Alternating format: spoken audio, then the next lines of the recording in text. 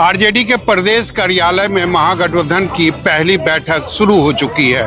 बैठक काफी महत्वपूर्ण बताई जा रही है क्योंकि यह बैठक नेता प्रतिपक्ष तेजस्वी यादव के नेतृत्व में हो रही है। महागठबंधन के तमाम जो सहयोगी पार्टी है उसके जो नेता हैं वह इस बैठक में मौजूद है और सबसे बड़ी बात है कि मुद्दों पर चर्चा हो रही है। विधानसभा में मुद्दे क्या होंगे और सबसे बड़ी बात है कि चाहे बात सीट शेयरिंग को लेकर हो या फिर चेहरे को लेकर, तमाम मुद्दों को लेकर इस बैठक में चर्चा हो रही है। और सबसे बड़ी बात है कि आरजेडी को उम्मीद है कि इस बैठक के बाद तेजस्वी यादव के नाम की घोषणा होगी। अब देखना होगा कि इन तमाम मुद्दों पर जो बैठक चल रही है यह आने वाले विधानसभा चुनाव के लिए कितना महत्वपूर्ण होती है। कैमरामैन ऋषि के साथ सौरभ कुमार, पटना, न्यूज़ 24।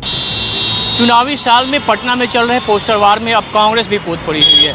पटना के कई इलाकों में इस तरह के पोस्टर लगाए हैं जिसमें आप साफ तौर पर देख सकते हैं कि नीतीश कुमार का बीच में चेहरा है, उनके ऊपर में अपराध और भ्रष्टाचार, असुरक्षित महिलाएं, बेरोजगारी और पलायन है। साथ ही लिखा है, देख लिया है 20 साल नहीं चलेंगे चाचा नीतीश। ये बिहार प्रदेश युवा कांग्रेस की तरफ से ये पोस्टर लगाए गए हैं जो पटना के अलग अलग इलाकों में चले हैं। हालांकि इससे पहले देखा जाए तो पटना में जो पोस्टर वार चल रहे थे अमूमन या तो कांग्रेस आरजेडी की तरफ से लगाए जा रहे थे या फिर बीजेपी की तरफ से लगाए जा रहे थे या जेडीयू की तरफ से, लेकिन ये पोस्टर कांग्रेस की तरफ से लगाए गए हैं। एक तरफ जहां एनडीए की कल बैठक हुई थी और आज जहां महागठबंधन की बैठक चल रही है, वहीं दूसरी तरफ देखिए इस तरीके के पोस्टर लगाए गए हैं और कांग्रेस एक बार फिर से अपनी उपस्थिति दर्ज करा रही है बिहार की राजनीति में कि जिस तरीके से अभी कन्हैया कुमार का मार्च निकला और उसके बाद राहुल गांधी का दौरा हुआ और अब कांग्रेस का यह पोस्टर वार नीतीश कुमार पर एक करारा प्रहार है। इस पोस्टर के जरिए दिखाने की कोशिश की गई है अशिक्षा, बेरोजगारी और करप्शन को साफ तौर पर दिखाया गया है। कैमरामैन सनी के साथ अमिताभ ओझा, पटना न्यूज़ 24। नेशनल हेराल्ड मामले में कांग्रेस पार्टी ने ईडी के जरिए सरकार पर जमकर निशाना साधा है। राज्यसभा में पार्टी के उपनेता प्रमोद तिवारी ने कहा कि असल में ये ध्यान भटकाने की सरकार की कोशिश है। नेशनल हेराल्ड मामले में प्रवर्तन निदेशालय की कार्रवाई को कांग्रेस ने राजनीतिक प्रतिशोध करार दिया है और कहा है कि मोदी सरकार विपक्षी नेताओं को डराने व जनता के मुद्दों से ध्यान भटकाने के लिए ईडी का दुरुपयोग कर रही है। ईडी की इस गलत कार्रवाई के विरोध में कांग्रेस ने बुधवार को देशव्यापी विरोध प्रदर्शन भी आयोजित किए, जिनमें लाखों लोगों ने भाग लेकर अपना समर्थन दिया। कांग्रेस अध्यक्ष मल्लिकार्जुन खड़गे ने कहा कि नेशनल हेराल्ड अखबार पंडित नेहरू जी ने आजादी से पूर्व शुरू किया था, जो आजादी के बाद से आर्थिक तंगी से जूझ रहा था। कांग्रेस पार्टी ने इसे कर्ज देकर चलाया। उन्होंने पूछा, इसमें भ्रष्टाचार कहाँ है? अब मोदी सरकार का कहना है कि कर्ज लेकर इसे चलाना गलत है। सच्चाई ये है कि भाजपा सिर्फ विपक्ष को डराना चाहती है, वो कानून के खिलाफ जाकर काम कर रही है। इस बीच मल्लिकार्जुन खड़गे ने 19 तारीख को संगठन के प्रभारियों की बैठक बुलाई है। इस बैठक में कांग्रेस पार्टी अपनी नई रणनीति पर काम करेगी। कैमरा पर्सन राणा अविनाश के साथ रमन कुमार, दिल्ली, न्यूज़ 24।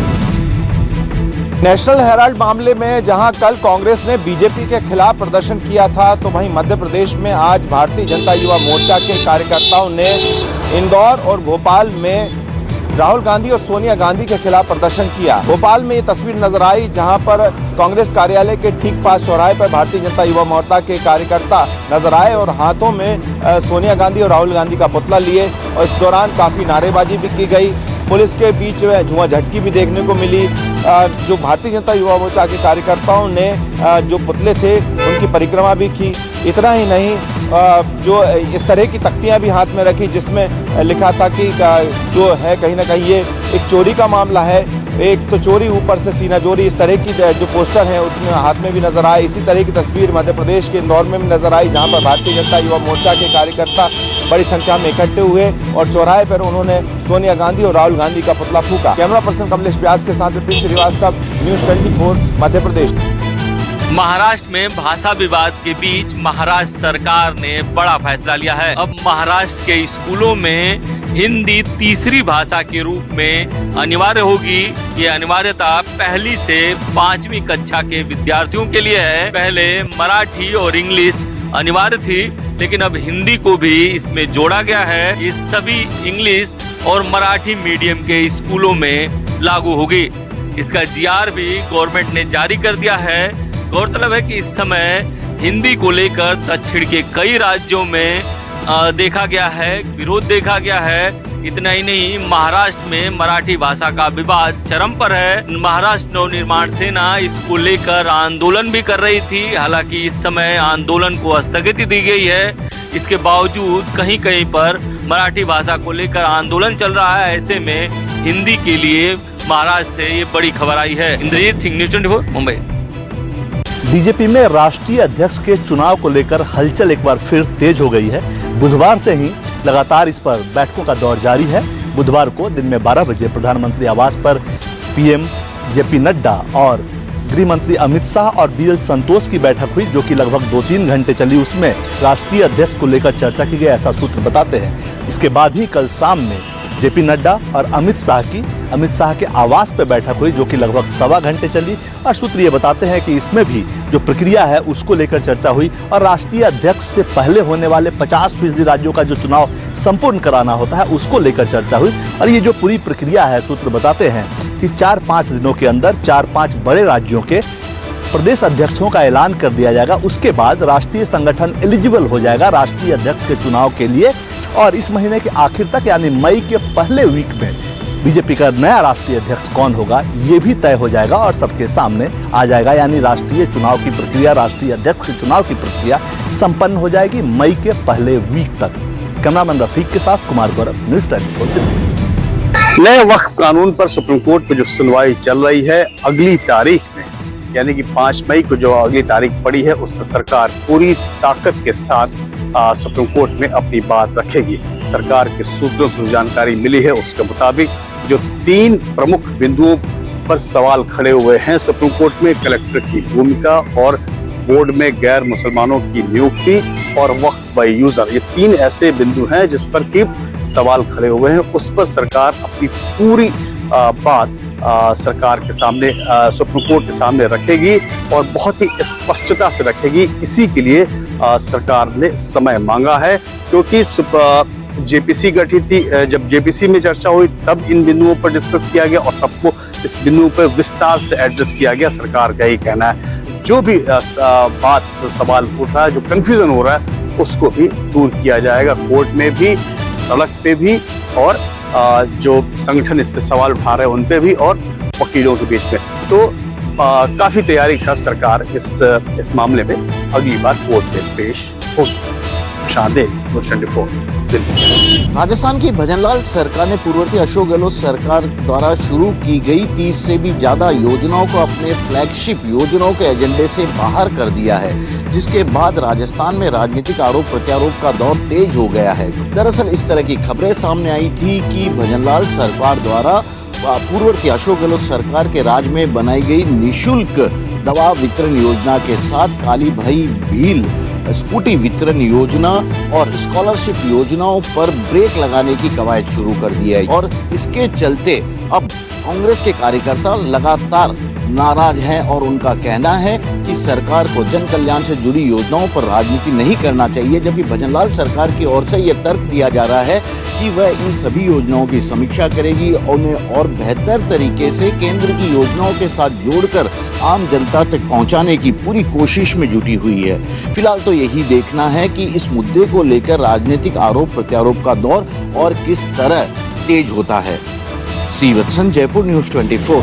दिल्ली में फीस बढ़ोतरी को लेकर लगातार पेरेंट्स जो हैं वो प्रोटेस्ट कर रहे थे और परेशान नजर आ रहे थे और उनकी उस बेबसी के बाद अब दिल्ली सरकार का एक बड़ा एक्शन सामने आया है।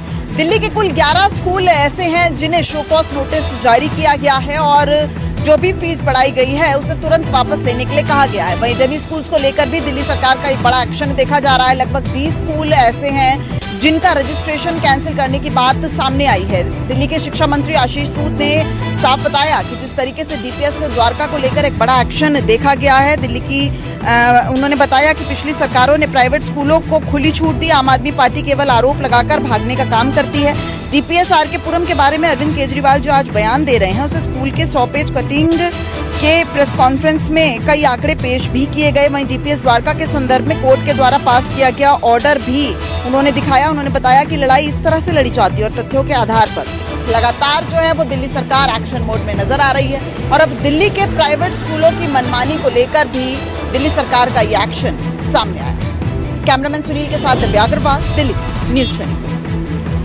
पूर्व राज चीफ एएस दुल्लत की नई किताब को लेकर यहाँ जम्मू कश्मीर में राजनीतिक घमासान छिड़ गया है और नेशनल कॉन्फ्रेंस खासतौर पर अब्दुल्ला परिवार विपक्ष के निशाने पर है। सबसे प्रमुख इसमें पीडीपी अब्दुल्ला परिवार पर निशाना साधते हुए पूरे नेशनल कॉन्फ्रेंस को बीजेपी के साथी ठहरा रहे हैं। यहाँ तक कि महबूबा मुफ्ती से लेकर उनकी बेटी इल्तिजा मुफ्ती और पीडीपी विधायक वहीदुर रहमान पर्रा, फारूक अब्दुल्ला, उमर अब्दुल्ला और नेशनल कॉन्फ्रेंस के खिलाफ काफी तीखे बयान देते हुए इल्जाम लगा रहे हैं कि ये धारा 370 हटाने से पहले ही केंद्र सरकार के साथ मिले हुए थे और जो धारा 370 19 अगस्त 2019 को हटाई गई थी उससे ठीक पहले फारूक अब्दुल्ला, उमर अब्दुल्ला ने प्रधानमंत्री के साथ मुलाकात की थी और वहां ही उन्होंने ये हटाने को लेकर रणनीति बनाई थी। ये इल्जाम पीडीपी द्वारा लगाया जा रहा है। कैमरामैन रशीद के साथ आशुतोष श्रीनगर, न्यूज़ 24। शिवसेना यूबीटी के अध्यक्ष उद्धव ठाकरे ने बीजेपी पर जमकर हमला बोला है। उद्धव ठाकरे ने कहा कि चुनाव के समय वादा किया गया था कि किसानों की कर्ज माफी होगी, लेकिन नहीं हुआ। माताओं बहनों को कहा गया था कि लाडली बहन के तहत अब 1500 की जगह 2100 मिलेंगे, लेकिन अब 500 रुपए मिलने लगे हैं। किसानों को धोखा दिया गया, माताओं बहनों को धोखा दिया गया। इतना ही नहीं, उद्धव ठाकरे यही नहीं रुके, उन्होंने कहा कि उनकी पार्टी ने वक्फ संशोधन बिल के खिलाफ इसलिए वोट किया क्योंकि वो हिंदुओं के हित में नहीं था। चंद्रबाबू नायडू और नीतीश कुमार की पार्टी लगातार संसद में कह रही थी कि वो मुस्लिमों के हित में खड़ी है और अमित शाह मुस्कुरा रहे थे। मेरी नासिक में जब सभा होने वाली थी उससे पहले जानबूझकर यहाँ पर दंगा करवाने की कोशिश की गई। बीजेपी जानबूझकर नफरत फैलाती है। उन्होंने इतना ही नहीं, सरकार पर भी हमला बोला कि सरकार मुंबई को लूट रही है। इंद्रजीत सिंह, न्यूज़ 24, मुंबई। वक्फ बिल को लेकर पटना में एक बड़ा सम्मेलन किया गया। इस सम्मेलन में पसमानदा मुसलमानों को शामिल किया गया था और उन्हें बताया गया कि किस तरीके से वक्फ बिल को लेकर विपक्ष गुमराह करने का काम कर रहा है। पटना के विद्यापति भवन में यहाँ पे बिहार पसमानदा फाउंडेशन की तरफ से जो दानिश इकबाल, जो बिहार भाजपा के मीडिया प्रमुख में भी हैं, उन्होंने शुक्रिया मोदी जी नामक कार्यक्रम का आयोजन किया और इस कार्यक्रम में बिहार के डिप्टी सीएम सम्राट चौधरी, बिहार बीजेपी के अध्यक्ष डॉक्टर दिलीप जायसवाल के अलावा मंत्री जनक समारोह उपस्थित हैं। इस पूरे मौके पर डॉक्टर दिलीप जायसवाल ने जहां संबोधन किया, वहीं सम्राट चौधरी डिप्टी सीएम ने कहा कि बिहार में ही नहीं पूरे देश में वक्फ बिल को लेकर विपक्ष भ्रम की स्थिति फैला कर रहा है। मुसलमानों को लेकर लगातार वहां पे उनके खिलाफ भ्रम फैलाया जा रहा है, जबकि इससे मुसलमानों का भला होने वाला है। पटना के विद्यापति भवन में आयोजित इस कार्यक्रम में बड़ी संख्या में पसमानदा मुसलमान और समाज की महिलाएं भी उपस्थित थी और जिन लोगों ने वक्फ बिल की बारीकियों को समझा और देखा कि कहां पे सरकार उनके पक्ष में काम कर रही है और कहां पर इसके विरोध में जो दुष्प्रचार किया जा रहा है। कैमरामैन सनी के साथ अमिताभ झा, पटना न्यूज़ 24। पश्चिम बंगाल में वक्फ बिल को लेकर विरोध प्रदर्शन के दौरान मुर्शिदाबाद में सबसे ज्यादा यहाँ पे हिंसा की गतिविधियां देखी गई। प्रदर्शन के दौरान यहाँ पे कई सरकारी वाहनों को तोड़फोड़ किया गया, कई बसों और पुलिस के गाड़ियों में भी आग लगाई गई। इतना ही नहीं, यहाँ पे जो लोग थे, एक समुदाय के लोग दूसरे समुदाय के घरों में भी तोड़फोड़ किए, आगजनी किए। वहीं से कुछ परिवार जो यहाँ पे धुलिया और जफराबाद के थे, उन्हें कोलकाता यहाँ पे लाया गया है।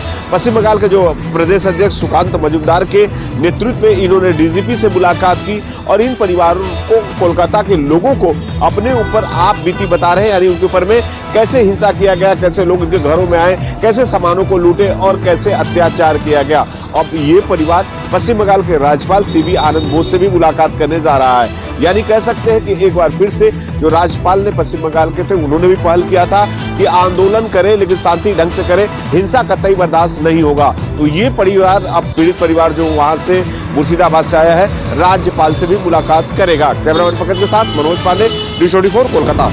अमरनाथ यात्रियों का सुरक्षा कवच। जी हां, अमरनाथ यात्रियों को यात्रा के दौरान किसी भी प्राकृतिक आपदा से बचाने के लिए, श्रद्धालुओं की सुरक्षा को सुनिश्चित करने के लिए तैयार है माउंटेनिंग रेस्क्यू टीम के जवान। ये जवान अमरनाथ यात्रियों का सुरक्षा कवच बनेंगे। न्यूज़ 24 मौजूद है जम्मू कश्मीर के सांबा जिले में। यहां पर एमआरटी के जवानों को विशेष ट्रेनिंग दी जा रही है। वो ट्रेनिंग कितनी कठिन है वो दिखाने के लिए हम पहुंचे हैं सांबा जिले में। तस्वीरों में आप देखिए MRT के जवानों को ये ट्रेन किया जा रहा है, ये ट्रेनिंग दी जा रही है कि आपने यात्रा के दौरान कैसे किसी भी प्राकृतिक आपदा से श्रद्धालुओं को बचाना है, उनकी सुरक्षा को कैसे आपने सुनिश्चित करना है। ये ट्रेनिंग अपने आप में बेहद कठिन, अपने आप में बेहद ज्यादा चुनौतीपूर्ण, लेकिन मकसद यह है कि ये जो जवान है जब अमरनाथ यात्रा शुरू होगी तब यात्रियों की सुरक्षा को सुनिश्चित कर सके। कैमरामैन अनिल के साथ पंकज शर्मा, न्यूज़ 24 सांबा। पंजाब और हरियाणा की अनाज मंडियों में लगातार ही गेहूं की आमद भी हो रही है। बेशक राज्य सरकारों ने 1 अप्रैल से ही मंडियों में जो प्रबंध थे गेहूं की खरीद के वो पूरे कर लिए थे और इसी के चलते ही अब तक पंजाब की अनाज मंडियों में 8,77,000 मीट्रिक टन जो गेहूं है आ चुका है। और कल तक के लिए ही यदि एक दिन की बात की जाए तो एक दिन में ही भारी तादाद में जो गेहूं है वो पंजाब की मंडियों में आया है और किसानों के जो चेहरे हैं वो आर्थिक तौर पर खिले हुए भी दिखाई दे रहे हैं और इसी के चलते ही किसानों को गेहूं के अच्छे दाम भी मिल रहे हैं, चाहे उसको प्राइवेट परचेजर परचेज कर रहे हैं या फिर सरकार की एजेंसियां भी कर रही हैं। और इसी तरह की संभावना है कि इस बार पंजाब देश के अन्न भंडारण में एक अच्छा खासा हिस्सा अपना डालेगा। कैमरामैन गंभीर सिंह राणा के साथ विशाल अंग्रेज, न्यूज़ 24 चंडीगढ़। जनवरी के दूसरे सप्ताह में बुल्ढाना जिले के शेगांव तहसील में कुछ गाँव में कुछ लोगों के बाल झड़ने की बात सामने आई थी। इसके बाद करीब 20 दिनों में सैकड़ों लोग ऐसे पाए गए जिनके बाल लगातार झड़ रहे थे। इसके बाद महाराष्ट्र की स्वास्थ्य विभाग की टीम वहां पर पहुंची थी और केंद्र की स्वास्थ्य विभाग की टीम भी वहां पर पहुंची थी, लेकिन 3 महीने हो गए, ICMR की रिपोर्ट अब तक सामने नहीं आई है। इसके बाद अब शेगांव तहसील के ही कुछ गांव में एक नई बीमारी सामने आई है। अब तक करीब 29 मरीज इन गाँव में ऐसे पाए गए हैं कि जिनके हाथ और पैरों के नाखून गलने लगे हैं। स्वास्थ्य विभाग अब तक ये नहीं बता पाई है कि आखिरकार ये बीमारी क्या है। जिनके नाखून गल चुके हैं उन नाखून के नमूने वहां पर इकट्ठा करके अब वो जांच के लिए भेजे गए हैं, लेकिन अब गांव के लोगों में दहशत का माहौल है कि आखिरकार बाल झड़ने के बाद ये नाखून क्यों झड़ रहे हैं। फिलहाल स्वास्थ्य विभाग इस पर चुप्पी साधे हुए है। कैमरामैन विनोद सिंह के साथ विनोद जगदाले, न्यूज़ 24 मुंबई। देश में सोने की कीमतों ने एक बार फिर आसमान छुआ है। 17 अप्रैल यानी कि गुरुवार के दिन सोना जो है प्रति ग्राम 1000 रुपए बढ़कर खुला है।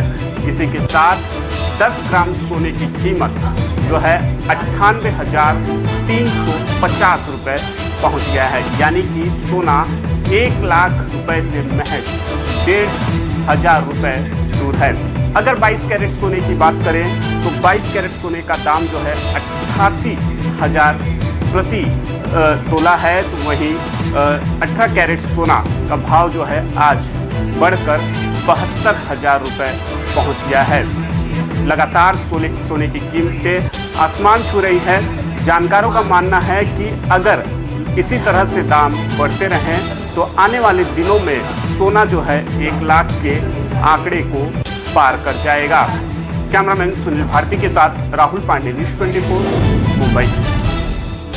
हिमाचल प्रदेश में तूफान से तबाही, घरों की छतें और शादी के टेंट उड़े, बिजली लाइन टूटी, पेड़ गिरे, 3 दिन ओलावृष्टि, आंधी की चेतावनी। हिमाचल प्रदेश में तूफान ने भारी तबाही मचाई है। 80 किलोमीटर प्रति घंटे की रफ्तार से चले तूफान से कई घरों की छतें उड़ गई। तूफान से बिजली लाइन क्षतिग्रस्त हुई, इससे आधे से ज्यादा हिमाचल ब्लैकआउट रहा। शिमला के ठियोग, मंडी के सराज, आनी, कांगड़ा, सिरमौर और सोलन के कई घरों की छतें उड़ गई। प्रदेश में जगह जगह तूफान के बाद पेड़ जड़ से उखड़ गए। इससे कई सड़कें भी यातायात के लिए बंद रही। मैदानी इलाकों में गेहूं फसल भी तबाह हुई है। शिमला, कुल्लू, चंबा जिला में सेब की फसल को क्षति पहुंची है।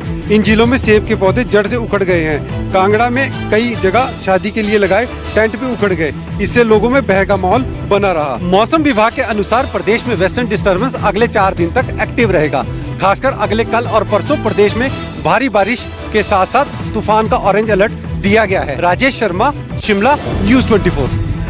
जम्मू कश्मीर में बीती रात हुई मूसलाधार बारिश और आंधी तूफान ने भारी तबाही मचाई है। बिजली ढांचे को नुकसान हुआ है, मोबाइल टावर को नुकसान हुआ है, लोगों के घर क्षतिग्रस्त हुए हैं, कई जगहों पर हाईवे को नुकसान हुआ है, कई जगहों पर आवाजाही बंद हो गई है। तबाही का मंजर हम आपको दिखाएंगे। हम इस समय मौजूद हैं सांबा जिले में। ये सांबा मानसा रोड है और यहाँ पर आप देखिए कि जो बड़े बड़े पेड़ हैं वो लोगों के घरों में आकर गिरे हैं। गनीमत ये रही है कोई जानी नुकसान तो नहीं हुआ है, लेकिन माली नुकसान बेहद ज्यादा हुआ है। तबाही का मंजर जम्मू कश्मीर के कई जिलों में साफ तौर पर देखा जा सकता है। आपको बता दें कि बेहद ज्यादा मूसलाधार बारिश, आंधी तूफान ने भारी तबाही मचाई है। हर तरफ जो है वो पेड़ ही पेड़ गिरे हुए हैं और यही मंजर दिखाई दे रहा है जम्मू कश्मीर के कई जिलों में। कैमरामैन अनिल के साथ पंकज शर्मा, न्यूज़ 24 सांबा।